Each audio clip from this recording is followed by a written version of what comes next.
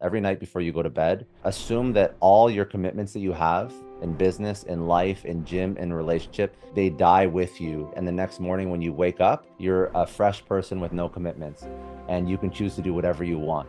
And I think that when you reframe life like that and you focus on pursuing things that actually light you up and still serve you, and you just don't hold on to things because there's baggage from the past, that's a very powerful frame for living your best life. Today's guest is Scott Clary. He is a dynamic entrepreneur, investor, and author. Throughout his career, Scott has led sales and marketing teams across multiple organizations, playing key roles in company growth and acquisition. What imposter syndrome did you have before you left corporate America and went off on your own? I focus on how many times that I've won. Keep in mind, you only have to win in life once. Like if you find a way to kill it at a business for 10 to 15 years, you will make more money than you know what to do with in 9 out of 10 circumstances. And in the 10th circumstance, you're just making above average compared to what somebody with a W-2 9 to 5 would make. What is the life that I want to achieve? And am I on the quickest path to get there? And if not, then what is the answer? What's your most go-to mindset when you are ascending to the next level? To quote Ryan Holiday, the obstacle is the way. And I think that too many people focus on it's going to be difficult, and not enough people focus on, but then what if I get through it? That's the beautiful idea that I really want people to take away. All this is going to be hard as hell. On the other side of it, it's pretty good. I'm Kelly Siegel, and this is Harder Than Life, a podcast about self-love, self-awareness, business, and health. We tell outrageous stories and boil everything down to simple, practical advice you can start using today. Let's get living. Welcome back to the Harder Than Life podcast.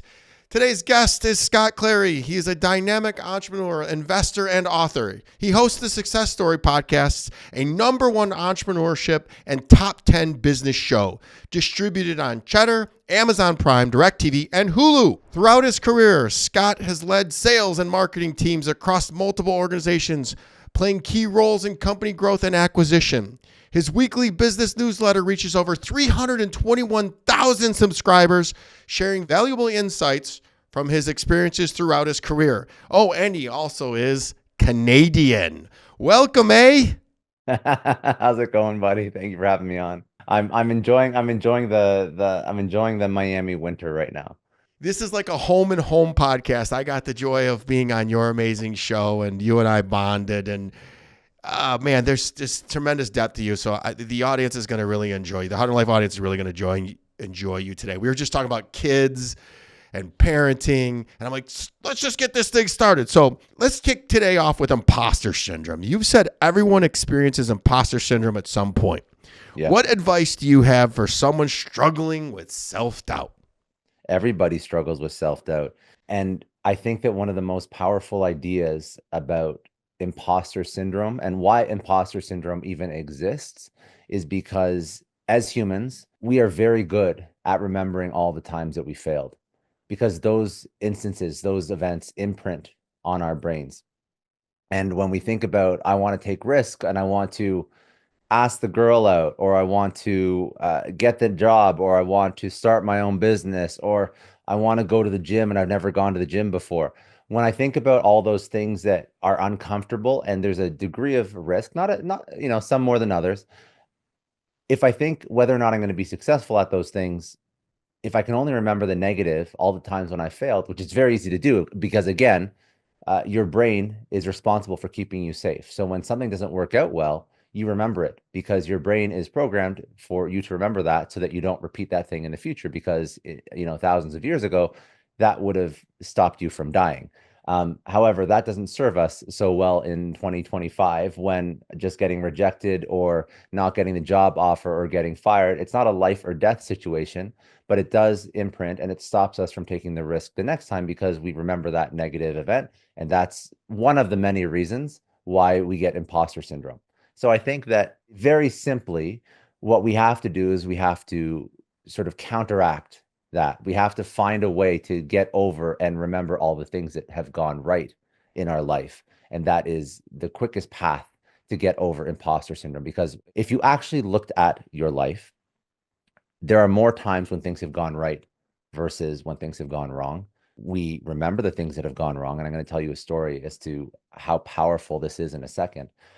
But if we can find a way to, whether it's journaling, whether or not it's just creating space to sit with ourselves and go over highlights of the last year, when we start to remember the things that have gone right in our life, and we start to remember all the wins that we've actually had, whether or not it's with the girl, with the job, with the raise, with the first customer, with the first pound that we lost when we went to the gym, all these different wins give us that confidence to take the action to do the next seemingly risky thing, because we have all these proof points that we've already won at all these other risky things in our life. And I think that that idea alone is quite powerful. And if you want to understand how important it is to just walk away from this podcast with that idea, you have to understand how powerful your mind is at not properly giving you the full picture of your life and your history with negative thoughts. News organizations, they understand this. That's why like Twitter and news is full of negative, because it imprints. If you think about the most traumatic events in your life, you're gonna gloss over all the positive ones, and you're gonna remember all the things that didn't go right. One of the stories I like to tell about how powerful the mind is was actually bringing me back to when I first started my career. I was selling cell phones in a mall. And what happened was there was a guy who came into the store, and he was trying to set up a cell phone with a fake ID. He was trying to commit fraud. So we called the cops, and the cop walked into the store, and we were pretending to do the cell phone activation and the sale for this guy, as if nothing was wrong. And then the cop walked in. He said, "Hey, buddy, can we go for a walk? I want to talk to you for a second." And he took the guy who was trying to commit fraud, and he walked him out of the store, and he walked him, about 200 feet down the hallway in the mall. And then he arrested him. And when it was all said and done, he came back into the store, and he was just writing his report. And I asked the officer, I said, "Why did you walk him out of the store and walk him away from us before you arrested him?" And he said, "The reason why is because when you arrest somebody, it's a very traumatic event in their life. And when there's a very traumatic event like getting arrested, everything that is around that person gets imprinted in their mind for years. So that includes the faces of all the people that are in their immediate vicinity when they get arrested." And he said, "I didn't want him remembering all of your faces. I wanted him just to remember my face. And he'll remember my face for years, like after he gets out of jail, years. And I never wanted him to go back and remember your face and say, these are the 3 or 4 people that were responsible for me getting arrested." That's how powerful negative events are at imprinting in our mind. They stay with us for years after the fact. So just understanding that your recollection of your life and all the things that haven't worked out is not the full picture, and your mind is playing a trick on you to keep you safe, and to find a practice like figuring out what you've actually won and succeeded at that will allow you to actually see how awesome you are, and take that sort of mindset forward when you take on new risk, is probably the single most important strategy to overcome imposter syndrome. I'm going to be full disclosure, and Steven probably doesn't even know this about me, is that I've been arrested many, many times. I've always been an idiot, done stupid things. I got arrested for selling drugs. I don't remember any of the guys that arrested me. So I think that sounds really good. And I think it's a victim mentality, but that's a good story, but I don't remember any of them. But I 100 maybe because it's happened so many damn times, but but this is the funny thing about it, radical accountability. Every time I was arrested, I was doing wrong. 100%. I could tell you all the times, my fault, and I deserved it. But I learned and I moved on. So I'm in the fix of imposter syndrome right now. We talked a little bit about it on your podcast, where like, who am I to try to become the #1 podcast in the self-improvement space? Who am I to start this brand? Who am I to lead these men at my IT company, National Technology Management? What imposter syndrome did you have before you left corporate America and went off on your own? So what I just told you has really been the way that I've lived my life. Like I focus on how many times that I've won. That is like, very simply, when I went out on my own, my thought process was, well, if I've succeeded at all these other things and I can look at somebody who has succeeded at the new thing that I'm trying to do, and I can reverse engineer their success to a degree and follow the steps that they've taken. And then you do all the things. You focus on taking action. You seek out mentors. You do all the things that sort of de-risk the next step. In my mind, maybe I'm just very fortunate, but when I do all those steps, I don't feel like anybody is any different or special or more capable than I am. That's always the way that I felt, because I do focus on all the times when I've actually put my mind to something and won at that thing. And I'm also a big believer in, I mean, maybe it's oversimplistic and maybe a lot of people don't think that way. I don't believe that anybody is truly special. I feel like if somebody's done it before, why would you assume that you can't? What are the steps that allowed someone else to become the number one self-improvement podcast, right? Like truly, like, I mean, okay, maybe they have a little bit of charisma. Maybe they booked some guests. Maybe they figured out marketing. Maybe they've been in the game long enough. Yeah, it's not easy. It's hard work. But I also don't, and there's a component of luck involved in that as well. But I also believe that if you stay in the game long enough and you apply all these ideas, you start to generate and manufacture your own luck.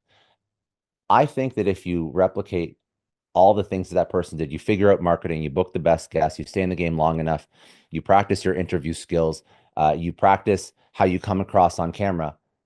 If you do that for an extended period of time, you end up winning. And maybe you don't become the number one, but like number two and number three also make a decent amount of money, and you have a decent sized podcast. So if you look at the number one, what's the number one self-improvement? A Jay Shetty or a Mel Robbins or someone like that. I mean, they've been doing it for 10, 15 years. So do it for 10, 15 years and learn what they do and emulate what they do. And then apply your own personality and your own style to it. And you're going to end up in the top 5 at some point. That's truly what I believe in life. I don't think many things are as complicated as people make them out to be. I just think they give up too soon. Scott, that was beautiful. It's just simple. Keep it simple, Scott.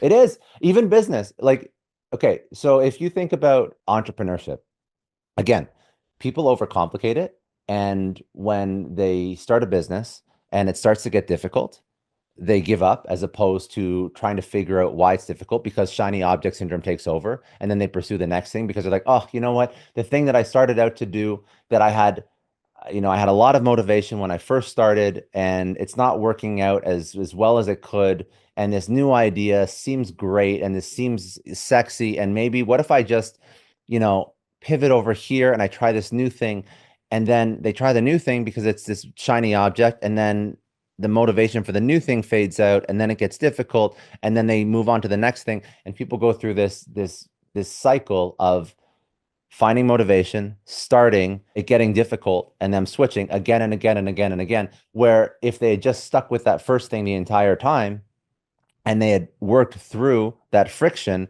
they had stuck with it for 10 to 15 years, and they were smart people, and they learned from their failures and they learned from their mistakes, they would find a way to build a successful business in that category with that first idea they had. But it's because they give up too soon. And this is why I'm not a fan of motivation, because I think, like, Kenny, I'm a big believer, if you stick with something for like 10 to 15 years, keep in mind, you only have to win in life once. Like, you only have to win in life once. That's the beautiful thing about life.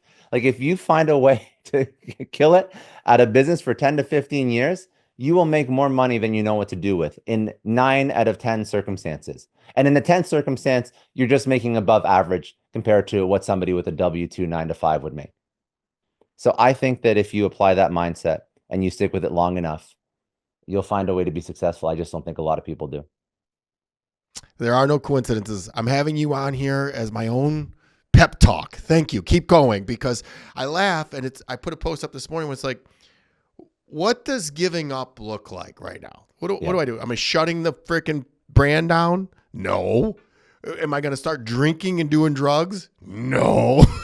Like, what's my options? The only option I have is to keep going. And when you look at my body of work, that's why I do my shirtless posts, because when you're 49 years old and you're ripped, it says one thing about you, and one thing only. It means consistency and dedication.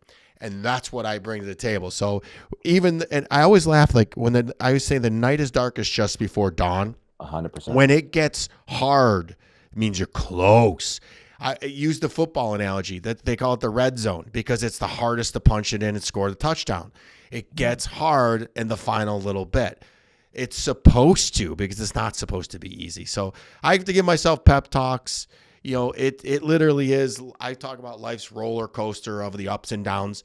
And if it's flat lines, you're dead. So let's have some fun while it's hard. 100%. Like, listen, dude, you're in incredible shape for your age. Like, I would say, like, not just like the top 1%, like the top like 0.1% of people your age are like shredded and jacked, right? How many years did it take you to do that? Probably most of your life. You've probably been lifting for, I don't know, like what, like 20 plus years, I'm assuming. 31 years. 30 years. So why would anything worth doing in business or even relationships take any less time? And people will be like, well, Scott, what do you mean? 30 years is a long ass time. Yeah, it is, but 20 to 30 years, and again, you only have to win once. You only have to, and I'm not saying you're doing 20 to 30 years in a business and it's flatlined and there's zero growth the entire time. You're still smart about it. You're still seeing incremental growth over time. You're still setting KPIs. You're still looking at leading indicators of success. You're still monitoring year over year. And that time spent in the business will give you data and will give you compounded, first of all, compounded skill set, but also just compounded results and education and upskilling so that after you spend 10, 15, 20 years in that business, you'll be so good at that thing. You will be, again, in the 1%, 0.01% of people who do that thing. Think about people in the 0.01% of their game in any industry, in sports, in business, in legal, in creative. They all do so well. They all do an exceptionally well job that the money follows. So I think that just staying in the game long enough is probably the single most important idea. We can talk about all the other mindset topics, but if you do this podcast for another 10 years, the podcast will be one of the largest podcasts. And if you keep seeing the growth, so if you're like, okay, I'm going to do it for 10 years, but I also have to see, okay, what's leading to the most downloads month over month? If I do a 30-minute show versus a 3-hour show, if I have mindset topics versus business topics, if I ask these super personal questions versus asking these sort of tactical strategy questions, if I bring on controversial figures versus, famous influencer thought leaders, like you're testing all the time, if I do solo shows versus interviews, if I do a panel discussion, if I do a Q&A, if I do a debate, I'm testing all the time. But the point is I'm seeing what drives the results that I want to achieve and then compounded over time. You will be one of the biggest shows in the world.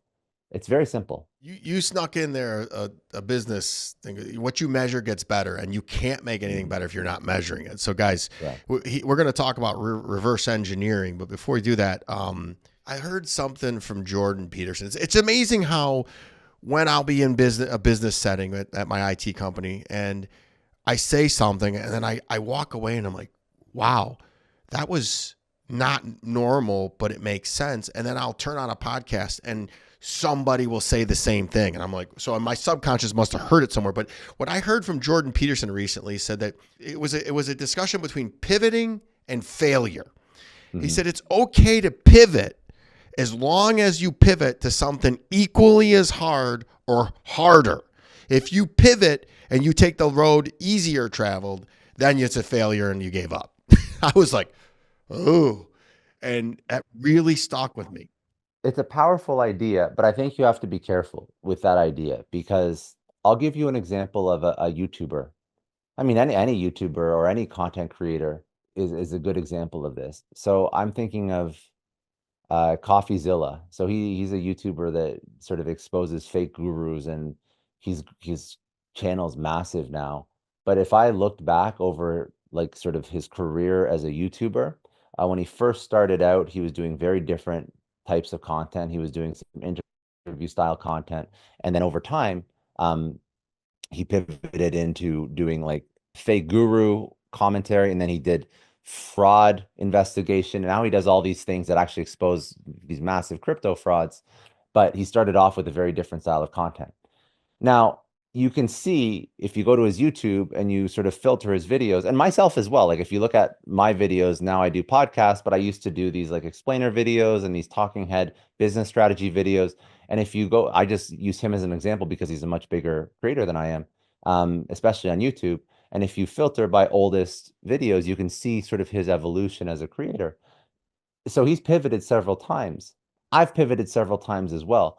I don't necessarily think what he's pivoted to, or even what I've pivoted to, is harder to create. I think that it just resonates with the market more.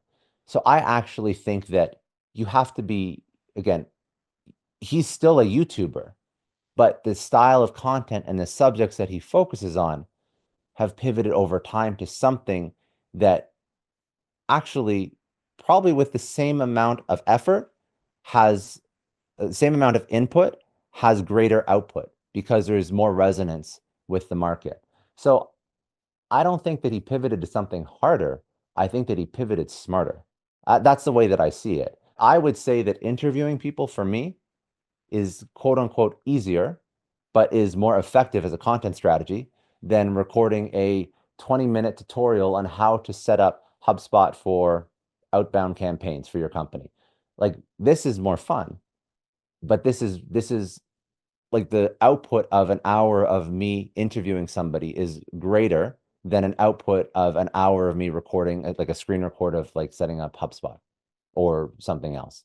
So yes, I agree with him to an extent, but I don't always think that harder or more time consuming or more friction is always the answer.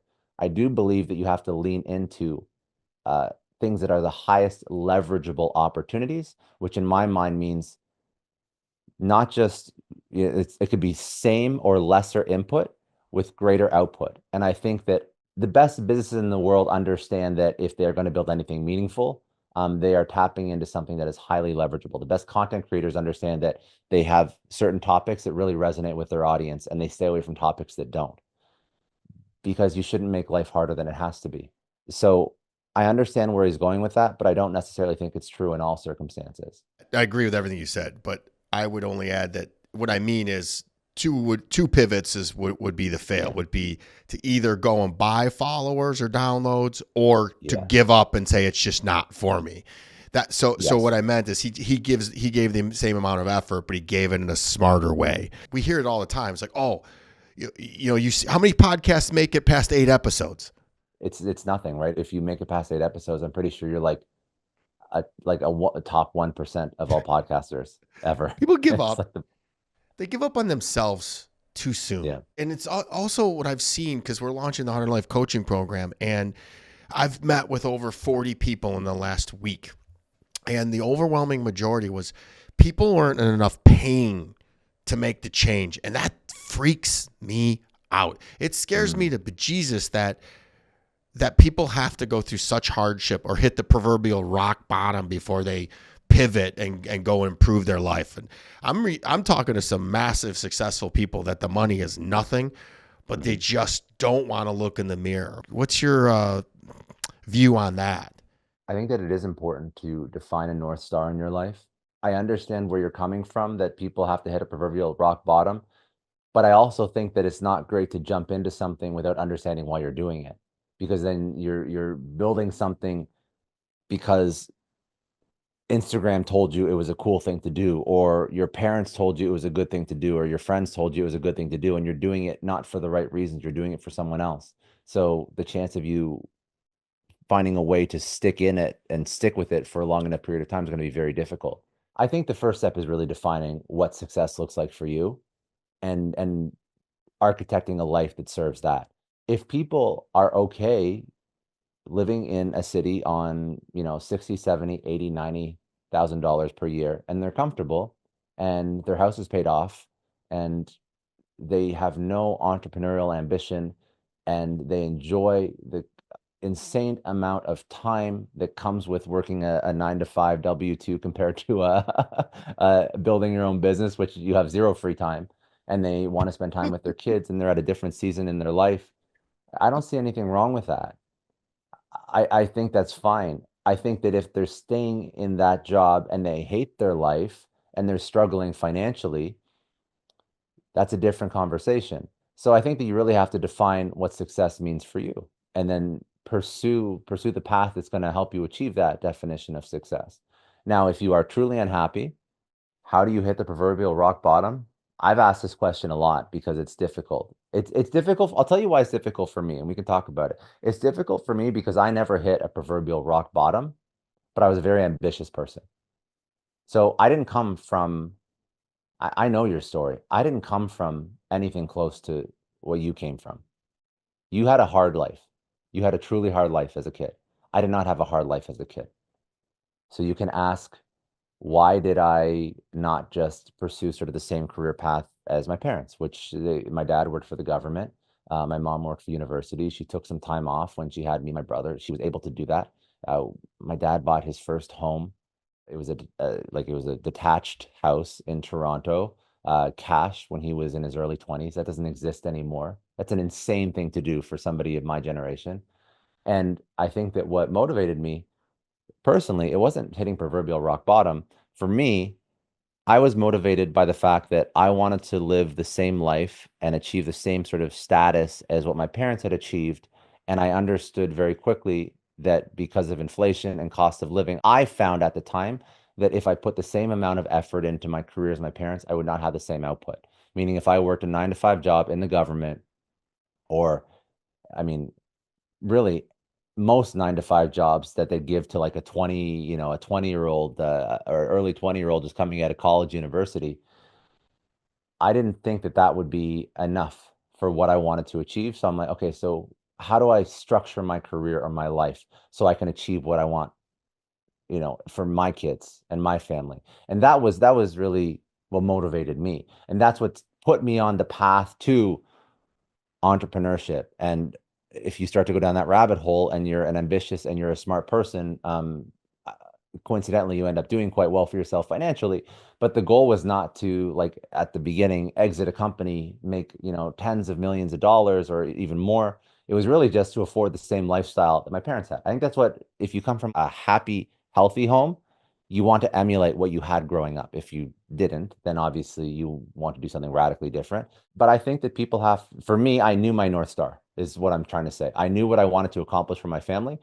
And ironically, now I'm living far beyond what I ever envisioned my life would look like when I was trying to figure out 17, 18, 19, what I wanted to do in life. Now my life is incredible and radically different from that. But still, I had a North Star. So it wasn't rock bottom. It was just, how do I want my life to look? And what is the path to get there? And if I'm not on that path, then there's a disconnect and I have to solve for that. So I don't think people have to hit rock bottom. I think they have to just create space to think about, what is the life that I want to achieve? And am I on the quickest path to get there? And if not, then what is the answer? And when you start to have those hard conversations with yourself, that's when you start to think differently about your career and entrepreneurship and different opportunities. Oh, that was beautiful. You're just a good person. You pay attention. You're kind. You listen to what people's stories are. Not now. I mean, to explain to you. I don't believe I ever hit rock bottom. I may have brushed near it. Yeah. And this is the funny thing about life. There are several warning shots that the universe, Yeah. that God, that source gives you before you hit rock bottom. Notice them. And it usually Yeah. starts with, am I living my life in alignment? People, if you're not following Scott, this guy is living life the right way. He's got a beautiful wife. He lives in Miami, got out of Canada, and he's just kind. If you ever meet him, he's not a small man. He's a big boy, and you walk up, and he will give you a hug, and instant. I met you, and we were like best friends right off the bat I when we know. were at an event together, and we're just chit chatting like long lost friends. Yeah, You're a because you're good an awesome person, guy man. too, dude. Keep That's why. keep That's doing why. you. Thank you. So you just reverse engineered your life. Everything I do, I've that I've spoken about this before. From like if I think about a job that I want, or I think about a business I want to build, or I think about every single component of the business, I mean, I can reverse engineer right now 5 people that are killing it on Twitter. And I'm like, why are they growing so fast on Twitter? I want to grow that fast on Twitter. And I'll just study. I'll study the shit out of everything they do. I'll study the topics they write about. I'll study how they structure their posts. I'll study if they put paragraphs of text, or if they do one line, then bullet, bullet, bullet, then one line, or if they put spaces, or if they scrunch the text all together. Like, I'm so in the weeds on reverse engineering every single bit of my life. Whatever amount of success I've achieved, that's how I've achieved it. And it's not just like, it's really not just business. I reverse engineered how I like to work out and what I want to look like. I reverse engineered sort of best practices for a healthy relationship, because you can pick up from friends that are great people, but maybe they don't have the best relationship advice. Maybe I don't want to reverse engineer how they live their life in that arena. Maybe I want to reverse engineer the couple that's been together for 30 years and they're very happy, and one of them has made a lot of money, but it hasn't caused them to divorce, which you see a lot when people have an exit. I reverse engineer everything. We can get more tactical if you want. I love mindset topics because I think they're very powerful when you apply a mental model or a frame on how you view the world. So a couple that we spoke about is like tracking your successes, reverse engineering success. We can go deeper into that. Another idea that you mentioned, how do people sort of hit this rock bottom that will encourage them to take action? I said it's not about hitting rock bottom, it's about setting your North Star. But another idea that I love that sort of ties into that is the concept of dying every day. What do I mean by that? Every night before you go to bed, I just wrote a piece about this, and I think it's such a powerful mental model. Every night before you go to bed, uh, assume that all your commitments that you have in business, in life, in gym, in relationship, they die with you when you go to sleep that night. And the next morning when you wake up, you're a fresh person with no commitments, and you can choose to do whatever you want. And the goal of this frame is for you every single morning to say, okay, this is what I have in front of me. I can choose whatever I want to do, and I'm going to choose it because I want to choose it today, not just because I have previous commitment to it in a past. And that goes for business. That goes for the calls you're going to take. Do they still serve us? Do they still serve me? The relationship, are we still aligned? Are we still together? Not just because we've been together for 5 years, but because I still love this person in the morning. And I think that when you reframe life like that and you focus on pursuing things that actually light you up and still serve you, and you just don't hold on to things because there's baggage from the past, within reason, obviously, but I still think that's a very powerful frame for living your best life. And why does this tie into your question about hitting rock bottom and pursuing things? Because another reason why people don't pursue things outside of imposter syndrome is because they feel indebted to the job they have, or the business they've built, or the person they're dating, or the lifestyle that they're living. They feel indebted because they've been doing it for so long. There's a sunk cost involved in that to date. And I think that when you wake up every single morning and you choose what serves you, and you do things because you want to do them versus just because you have to do them, that will also, combined with the courage to take on those new initiatives or to do those things or to take the action, that idea will set you up in the right way and put you on the right path. I think that's one of the most powerful ideas that people can take away. Every morning, choose what you want to do because it serves you that day. And now we can talk about reverse engineering success. But that was the one last idea I had about, if people feel stuck, why do they feel stuck? That's why. Let me jump in there because it just dawned on me. So this is why I like you so much. We're the same. I'm older than you, but I'm learning from you, and we look at life very similar. We say the same things in totally different ways. That's why life is so awesome. You need a mentor. Go and research podcasts, because he and I are the same. I say you live in day-tight compartments. Yes. Whatever happened yesterday. It's history. Tomorrow's a mystery. Let's just live in daytimes. So if it was a great day, great. We section it. I always say, people say you only live once. I say, baloney, you only die once. You live every day. That was my spin on what you just said. I love it. So it's the same. That's the same. Exact same idea. It's very powerful. Success leaves clues. There's no magic pill. Scott's success story, he's giving you the magic right here. And yet everybody has a better way of doing it. You have to grind, you got to measure, and you got to do it with a great mindset. What mindset, you said you love talking about mindset, so let's go down that, because I sat in my Florida house this weekend and just worked on and cleared my head and listened to Mel Robbins' book and read another book and meditated to get my mind right for this week, because I told you I'm up against it right now. We are in the thick and the weeds. And so many people will go and commiserate with other friends, drink, scroll, do whatever to not face it. I sat in my shit all weekend long. What's your favorite, or I shouldn't even say favorite, what's your most go-to mindset, habit, and ritual when you are ascending to the next level?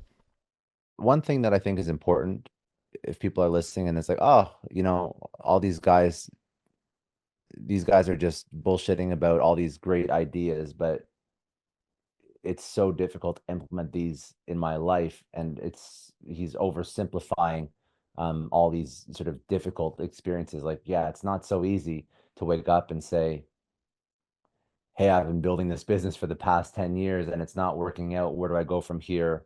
Or, hey, I'm in this relationship that's not serving me. Or the point is that all these things are difficult. They're incredibly difficult. And it's going to suck. It's going to suck in the moment when you're making these decisions. All these things that we're talking about, none of them are easy. I mean, you talk about being harder than life. Life is f***ing hard. Life is really, really, really hard. But all the cliches are true too. That's the beautiful thing about it. The things that we're telling you to do are incredibly difficult, but the cliches of the life that you want is on the other side of hard things, and the life that you want is outside your comfort zone, and the life that you want is on the other side of hard conversation. All those cliches are true too. So if you understand that, to quote Ryan Holiday, the obstacle is the way. If you understand that, don't just listen to the first part of that idea, which is the obstacle is going to be difficult. The obstacle is there. The work that you got to do is going to be hard. You got to get out of your comfort zone, because if you only focus on that part, you're missing the end of the story. You're missing the end of the story where you actually get to where you want to go. And I think that too many people focus on it's going to be difficult, and not enough people focus on, but then what if I get through it?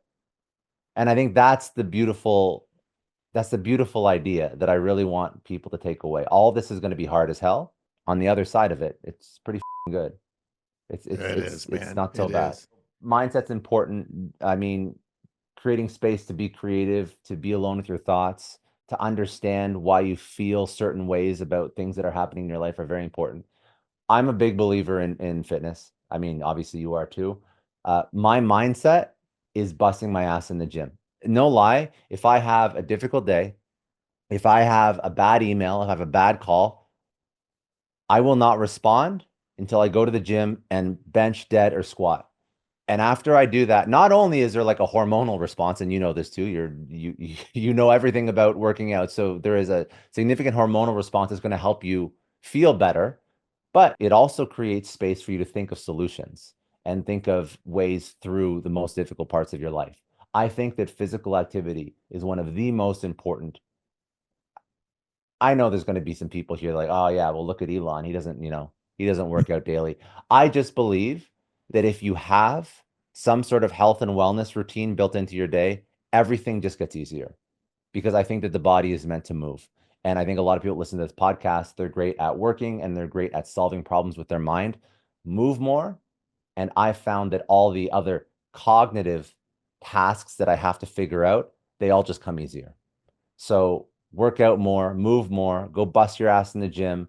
That to me is more calming and centering and beneficial to my psyche, to my mental health, than meditation or therapy or any of it. I just think more people have to move. Not to discount people with actual stressful problems and traumatic events, but I think that more people have to move and they'd be a lot happier for it. So I finally disagree with you with something. No, I'm just kidding. Of course, I was like, this is it. I've never left the gym sad or angry. No. And I this weekend I noticed something. So we go in these waves and we talked about on your podcast, different levels, you meet different devils. You got to become a different person to slay that Yeah. devil every time. And it's like a video game. And I'm like on level 3 right now, and we got to get to 8, and then it starts all over again. So, I'm in the thick of it. And when I realized this week, I like to read physical books, Yeah. but I get exhausted from my 4 a.m. workouts. So I'm only able to read about a chapter a day. So I have switched in my workouts to listening to Audible books now. Mm-hmm. So I listened to Mel Robbins' Let Them this weekend, and boy, did I make some notes from that book. She's the number one self-improvement podcast right now. And Yeah. she just hearing the way things effortlessly scroll off of her. But that's what I mean. I'm But constantly she's been doing it for so damn long. It's not like she started yesterday. That's my point. Like she's had so many conversations. You don't have to look to Mel Robbins. Look at how brilliant Joe Rogan has got from having conversations with people every single day. He could be a self-help podcaster if he wanted to. He just chooses not to. Like you just expose yourself to enough inputs over time, and you'll be a better podcaster. If you expose yourself to enough great relationships over time, you'll be a better spouse. If you expose yourself to enough business leaders over time, you'll be a better entrepreneur. Like it's not confusing. It's not complicated. It's hard work, but it's not complicated work. I want to go back to that conversation before was about comfort zone. I Yeah. wrote down, this was not in Mel Robbins, but I don't know. I wrote this down over the weekend that people's identity is their comfort zone and not their goals. And therein lies the problem. So think about that. My goals, I want to be the number one podcaster. That's my identity. But most people's identity is their comfort zone. It's, hey, I'm a top 20 podcaster. I've, 10% body fat. It's where you're at right now and the comfortability. Yeah. How do we reverse engineer that and make people, this is where it goes into your get comfortable being uncomfortable. But Yeah. how sometimes there's somebody just too comfortable in their life that they won't take that next level? What's the impetus to get them to move and why? I think there has to be a degree of you wanting it. I think that most people inherently want to do more, be better, be in better shape. Like, I don't think that many people, for example, are necessarily completely happy with their life. They may say that they're completely happy, but I think that most people are ambitious. I think that most people don't wake up to be the same as yesterday. I don't believe that most people wake up wanting to be out of shape or not, and not even like, forget, like you said, below 10% body fat. I'm talking about being able to run around with your kids or being cognitively sharp into your 80s and 90s, or just enjoying life and not spending the last 20 years frail and in pain, or being able to afford the trips that your family wants to take. I think that most people like want to get to that level. And if your identity is set at the comfort zone that you're in right now, I think the reason why you wouldn't take steps towards that next level across any area of your life, it's not because of lack of want, it's because of lack of roadmap. Like I believe that. Ooh, Like you can't tell me that somebody who is overweight and has trouble sleeping and can't play with their kids, they want that life.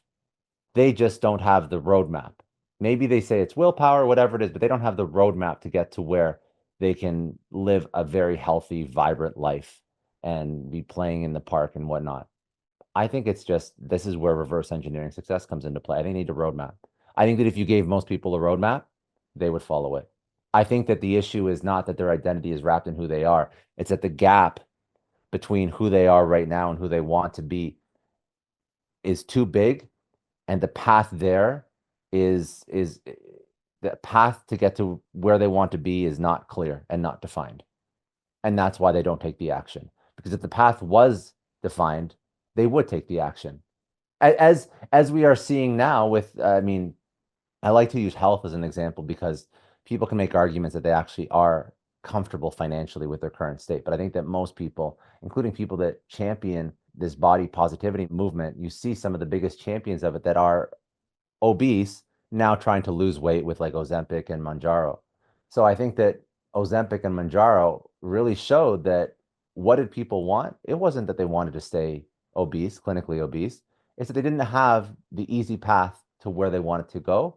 And that journey was there was too big a gap, too big of a perceived gap. And the second you sort of remove the fear of that journey from where they are to where they want to go, they start to take action. So I think that for anybody listening who, again, if you don't want to make more money, that's fine. That's your choice. I don't really care. But if you do, then understand that the reason why you're not taking action and you're not going outside your comfort zone and you're not taking the first step is probably because the journey to get there isn't clear to you. So find a way to map out the journey. That is literally what reverse engineering success is. It's mapping out the journey so that you're not just focusing on the end result. You're focusing on the baby steps you can take every single day that will eventually get you to the desired life that you want to live. That's my 2 cents on it. I mean, that's the way that I see it. I work with a lot of entrepreneurs and I work with a lot of people within companies and even just people that reach out to me on social. And more often than not, they do confide that they want to make more money, switch jobs, build a business. But the reason why they're not doing it is exactly what I described. It's because the gap is too wide.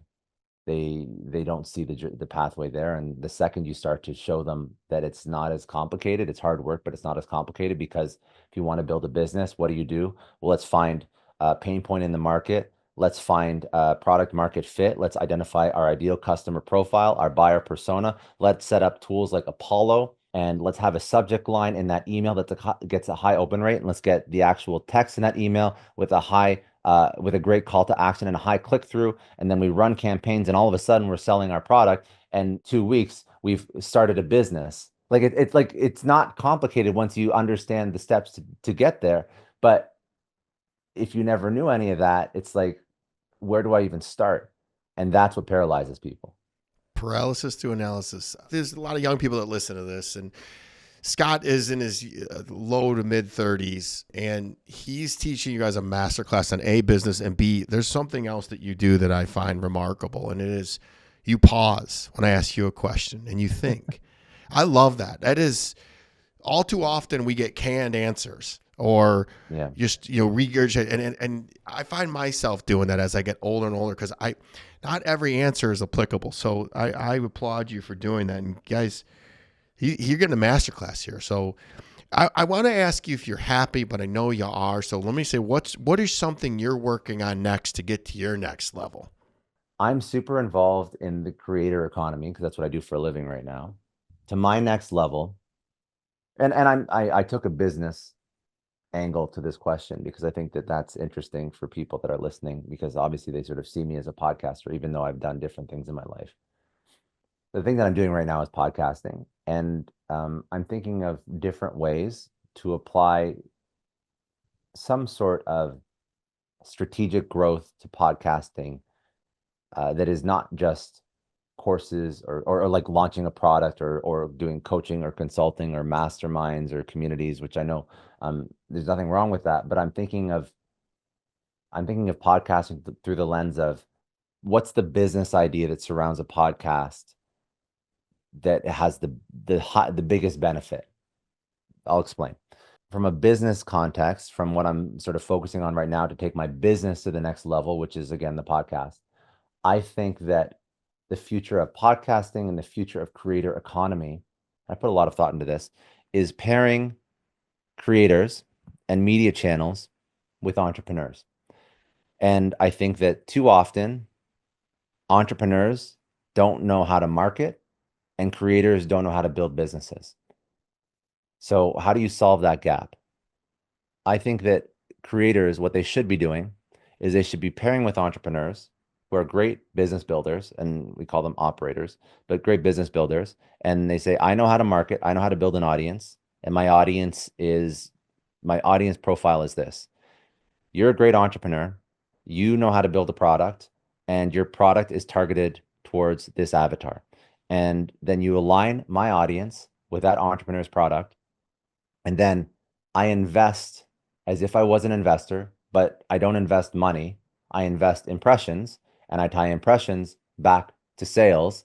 And then I unlock vested equity based on sales that I drive for the entrepreneur. And then we are business partners, and I have an equity position in their company, and they're the operators running the company. And I think that more creators should apply this strategy as opposed to launching their own companies and trying to figure out how to not only be a creator, but be a business person. So, said simply, I think the future of the creator economy is taking creators that are great at building audiences and then getting them to unlock equity in startups where their audience aligns with the startup's product.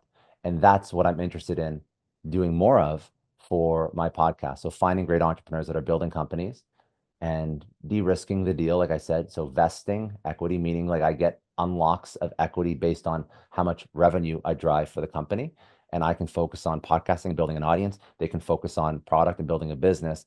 And I think that that is the future of the creator economy. So that gets me excited, because then what happens when you have equity in a company? Then there's an exit opportunity. So it's not just selling a course or a product or a service or a community, which are all great business models, but it's getting equity in startups, trading impressions and revenue for an equity percentage piece. And I think that that's where creators should spend more of their time. So that's what I'm interested in for business. We ran out of time. Yeah. Sorry to cut you off, but we ran out of time at your podcast. I want to talk to you about that because it's funny. You just explained the resistance that I'm having. I started off a businessman with my IT company.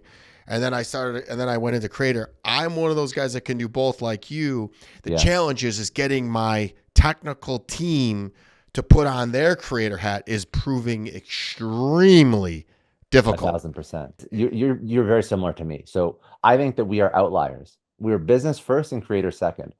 Mm-hmm. Most business people are not great creators, and most creators are not great business people. So what I just described is sort of solving for the person who is either the creator or the business person. Now, why you're going to say, Scott, well, you could build a business. I also truly believe that if you hyper focus on one thing, again, you will have outsized returns on the time and energy and attention invested in that thing. So I think that it is more beneficial for me to focus on the thing that I'm enjoying right now, which is podcasting, and then find an entrepreneur that can focus on building a business. I don't think it is beneficial for me to focus on both, because then my attention is split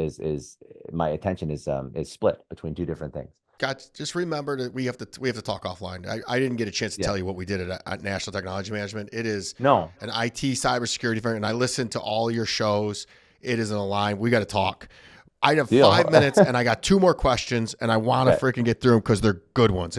What's the biggest misconceptions people have about entrepreneurship before they start, which goes right on what you're just talking about? Biggest misconception is that it's going to take less time and be less expensive, but that there's a high chance that you're going to fail. I think that it will take more time than you expect. It'll be more expensive to build whatever it is that you want to build. But if you stay in the game long enough, I think that it's almost impossible to fail. I don't believe in these 95+% failure rates. If you can find a way to stay in the game long enough, that's the key. That means that maybe you don't leave your 9 to 5 right away and have 3 months of mortgage payments and food on the table before you hope your business takes off. I think that it means that maybe you take a slower path and you're working your 9 to 5 and you're building your startup from 5 to 9. And only when your revenue hits a certain threshold, that's when you quit your job. Maybe it means not raising money from angels and VCs that have exit expectations and expedited timelines. And maybe it means that you're bootstrapping it. If you find a way to stay in the game long enough, success is inevitable, but it'll take you longer than you expect it to. Again, your positive outlook on life. Your glass is always half full. It's beautiful. You got to, dude. Life is tough already. Final questions. What's the one business lesson you wish you'd learned earlier in your journey? You gave a bunch just a minute ago, but what's the one thing you wish you would have learned? For business, sales is everything. Everybody has to sell. CEO has to sell. CTO has to sell. CMO has to sell. Everybody has to know how to sell your product or service. If you're a founder, you cannot outsource selling to a hire. You have to find a way to close deals yourself. Sales solves all problems. Sales cures all. So if you are an entrepreneur, I don't care how introverted or how scared you are of jumping on calls, figure out how to sell your product. You can't hire somebody else to do that for you, especially at the beginning. And then once you do know how to, all the best entrepreneurs and success stories that I've experienced in my career, the founder knows how to sell. And then after they figure out how to sell, then they're going to take that and they're going to give it to a first sales hire, and they're going to build some systems and processes and run with it. But at the beginning, the founder really has to know how to sell to get the company off the ground. It's almost like you're in my back pocket and you watch everything I do. I think we're very much the same. We're very much kindred spirits, bro. It has been an absolute pleasure, dude. The more I get to know you, the more I enjoy you. You guys, where can people find you? And we in the opening, we told you where to get the Success Story podcast, but what's your social handles? Yeah. So obviously Success Story Podcast, wherever you get your podcasts. And then all the socials pretty easy. It's at Scott D. Clary across the board. So you can find me there. You are a beautiful human. I cannot wait for you to become a father and give all of that beautifulness that you have into the world. And guys, follow him. I really appreciate your time, and make it a great day. Please rate and share this podcast. I'm active on all social platforms and love to hear from my Siegel supporters. Each and every episode is sponsored by my company, National Technology Management, the easiest and best IT company to do business with, delivering peace of mind with technology every day, even simplifying cybersecurity. Visit trustntm.com for more info. Until next week, be harder than life.